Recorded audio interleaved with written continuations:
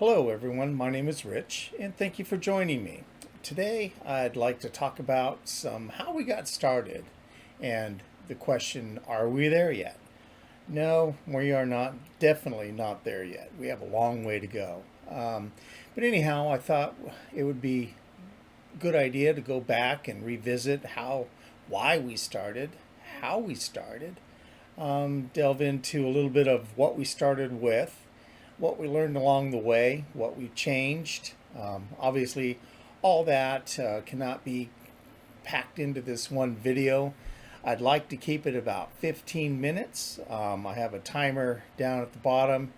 You'll also see I have on the left an agenda. If I don't have a list of some topics and things that I wanted to go over, I'm going to get way off course, way off down some rabbit trails. So anyway, so let's get to it. First of all, let's do some level setting. Number one, I hate cameras. I don't like to be recorded. I don't like y'all staring at me. I can't help but thinking in my head, y'all are staring at me. Number two, I don't like to speak publicly.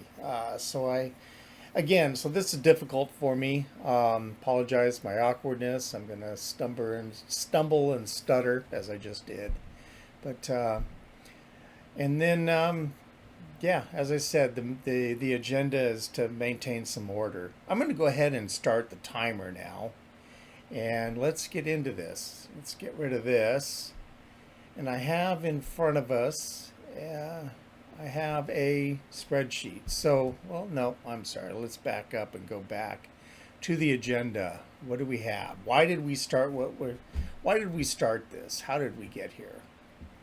My son Nick, who is still an active member of this group, which consists of myself, my wife, and obviously Nick. And we run this, the three of us run this. We all have various responsibilities. So anyway, back in 2020, the fall of 2020, Nick had an interest in starting a business.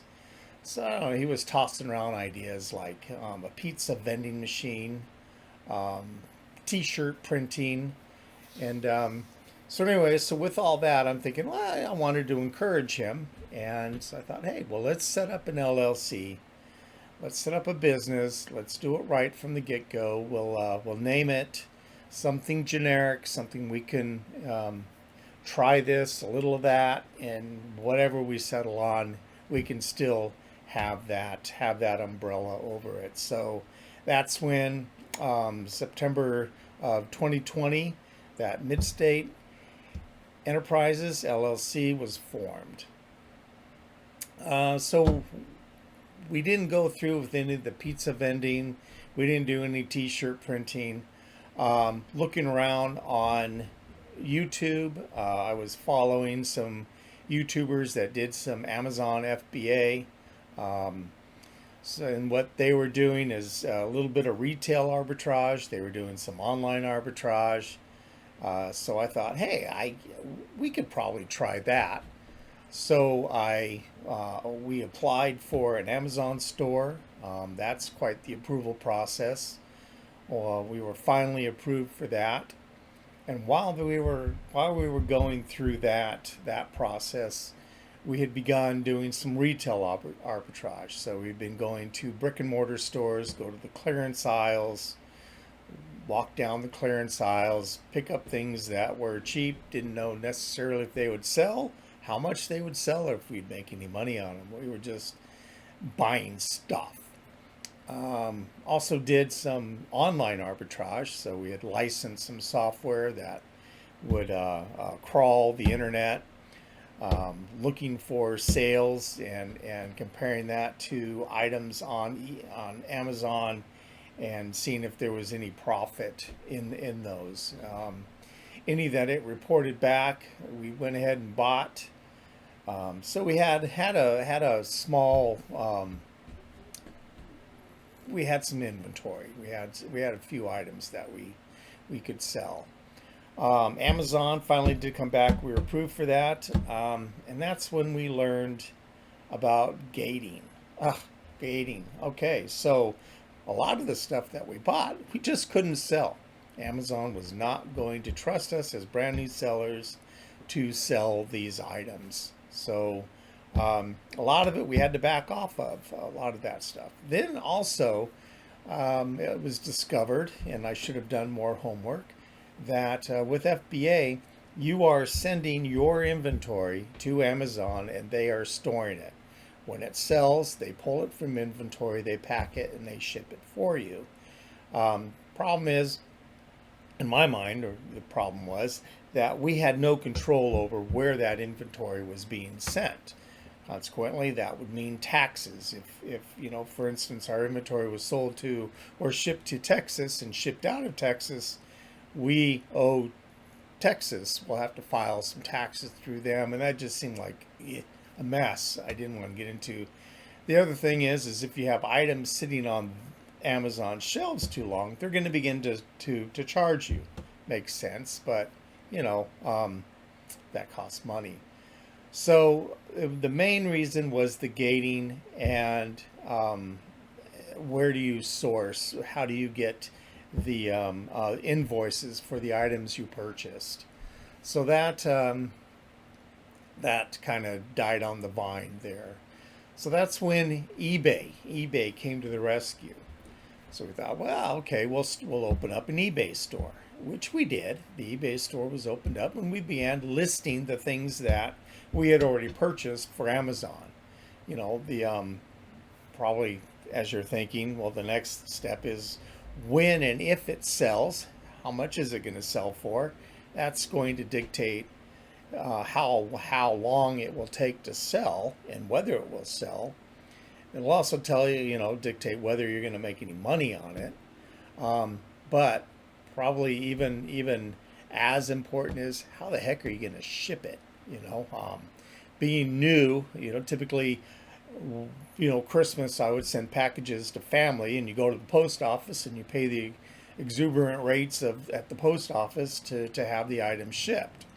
Well, you're not going to make any money doing that. So you got to figure out how to ship it yourself. What are the cheapest ways of shipping those? And then having items that are all kinds of different sizes and whatnot, and weights and restrictions as far as, is it hazardous? Is it flammable? Are they liquid? All that determines how you're going to ship those items.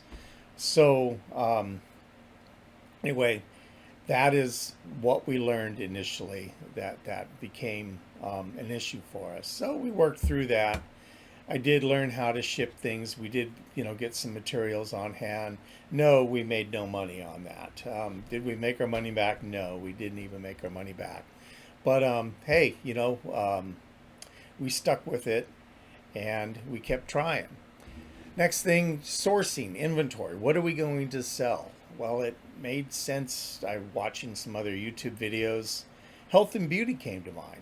Heck, that sounds like a good idea. It's something we can buy in bulk or buy, wholesale lot, buy on wholesale, and it's replenishable. So you make one listing, you put in a quantity, you replenish that quantity. Supposedly, you save on having to relist the item every time. The health and beauty, there's a whole new gamut of problems or issues with that. It expires. Again, going back to the shipping restrictions on, is it liquid? Is it flammable? It weighs more than you think.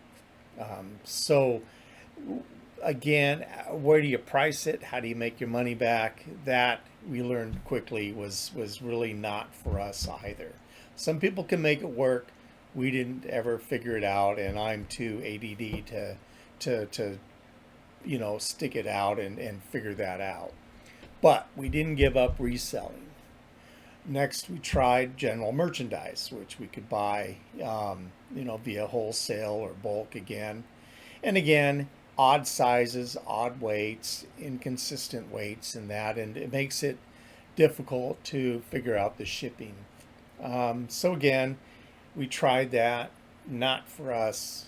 Works for other people. Something again, my ADD brain just could not see that one through. Next were cosmetics. Again, replenishables, same restrictions. Um, some are hazardous, some are liquid, and again, they expire. Shipping is an issue. What do you price it at? Again, not something that worked very well for us.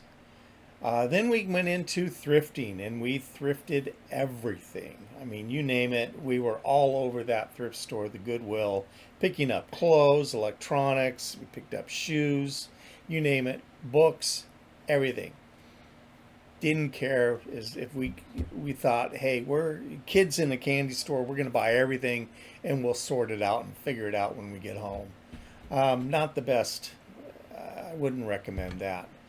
Um, so we did make some sales on that, and we slowly figured out that clothing was our best option or our best way or our best model, if you will. Shipping was consistent. It's simple. It's easy. I can learn that quickly. We did learn it. So that's what stuck with us. The next challenge was sourcing. Goodwill prices, as you know, they're great if you're on a budget and you need to buy your family clothes. For reselling, it's not necessarily the best prices to pay. Again, we didn't have any real experience with clothing and what sells and what brands, what styles. All that was all new and foreign to us. So again, difficult to make money on that if you're paying your Goodwill prices. So that kind of leaves us where we are today. We've niched down. We have, through some time, it's taken some time, have found some sources that enables us to purchase product at prices or much better than what we would acquire at the Goodwill. Sorry, the phone distracted me there. So yeah, niching down, getting our inventory on track, and which we'll get into next time. I had hoped we could go over some inventory, but I think we'll do that next time. We're down to about 3 minutes here. So next time we'll go into the things that we sold initially, how we kept track of our inventory, how we kept track of sales.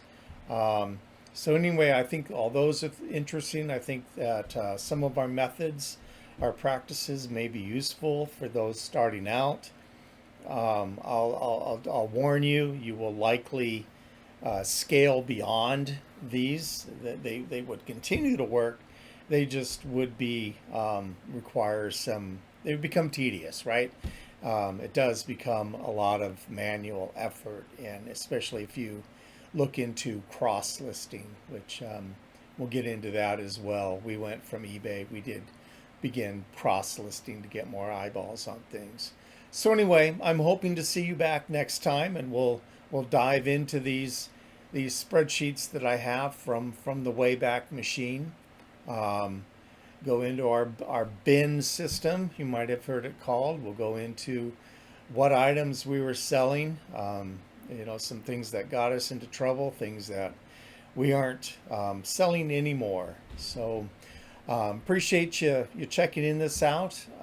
Please stay tuned. I plan to release these or launch this series, these new episodes weekly on Wednesdays. I obviously missed last night, had some technical issues, so hopefully we're past that, and I can begin a cadence, if you will.